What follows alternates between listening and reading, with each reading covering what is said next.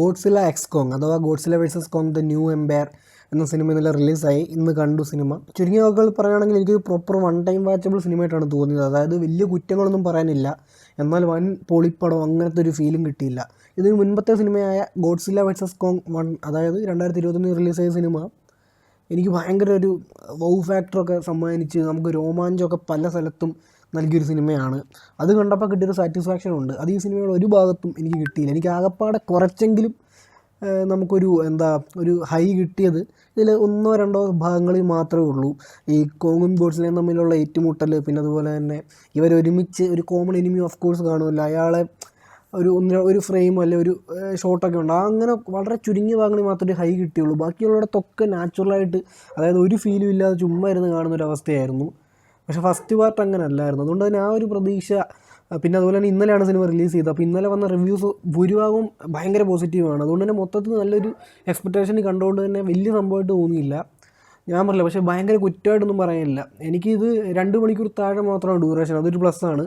പക്ഷേ എന്നിട്ട് പോലും നമ്മുടെ തിയേറ്ററുകാർ, ഇവിടുത്തെ തിയേറ്ററിൽ ഒരു ഇൻ്റർവെൽ ഇടുമല്ലോ, ആദ്യത്തെ ഒരു 3/4 മണിക്കൂറായപ്പോഴാണ് ഇൻ്റർവെൽ ഇട്ടത്.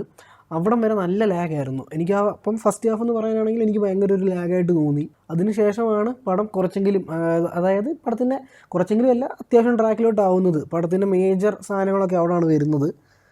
ഇവർ തമ്മിലുള്ള ഏറ്റുമുട്ടലും പരിപാടികളൊക്കെ കൊള്ളാം. പക്ഷേ എനിക്ക് പേഴ്സണലി പറയുകയാണെങ്കിൽ ഗോഡ്സില്ലയ്ക്ക് തീരെ പവറില്ലാതെ എന്നല്ല, ഇമ്പോർട്ടൻസ് ഇല്ലാതെ ആക്കി കളഞ്ഞ പോലെ തോന്നി.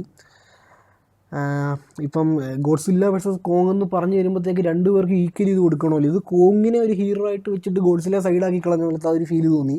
ഞാൻ ആരുടെയും ഫാനോ പരിപാടിയൊന്നും അല്ല, പക്ഷേ ഈ പേരിൽ 2 പേർക്കും ഈക്വലി ഇമ്പോർട്ടൻസ് കൊടുക്കുന്ന പോലെ തന്നെ കഥയിലും കൂടെ അത് കൊടുക്കണമെന്ന് തോന്നി, അത്രേ ഉള്ളൂ.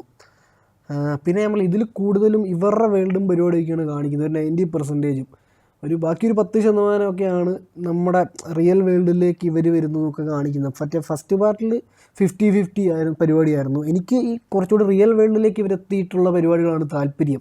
ബിൽഡിങ്ങും പരിപാടിയും ഒക്കെ നശിപ്പിക്കലാണെങ്കിൽ പോലും അവിടെയാണ് ഒരു റിയൽ ഒരു ഫീൽ കിട്ടുന്നത്.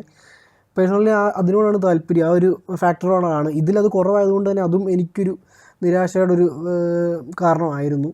അങ്ങനെ അകത്തൊക്കെ പൈസ പോയി എന്ന് തോന്നിയില്ല, ഒരു മോശം സിനിമ കണ്ടെന്ന് തോന്നിയില്ല. പക്ഷേ ഭയങ്കര പൊളിപ്പടം, അല്ലെ എല്ലാവരും പോയി കാണണം അങ്ങനത്തെ ഒരു സിനിമ കണ്ടെന്നും ഒരു ഫീല് കിട്ടിയില്ല. ഒരു proper one time watchable cinema. എൻ്റെ എക്സ്പെക്റ്റേഷനെ തീർച്ചയായിട്ടും പൂർണ്ണമായിട്ട് സാറ്റിസ്ഫാക്ഷൻ നൽകാൻ സാധിച്ചിട്ടില്ല. അപ്പോൾ ഈ സിനിമയ്ക്ക് എൻ്റെ ഒരു റേറ്റിംഗ് 2.5 ഔട്ട് ഓഫ് 5 ആണ്.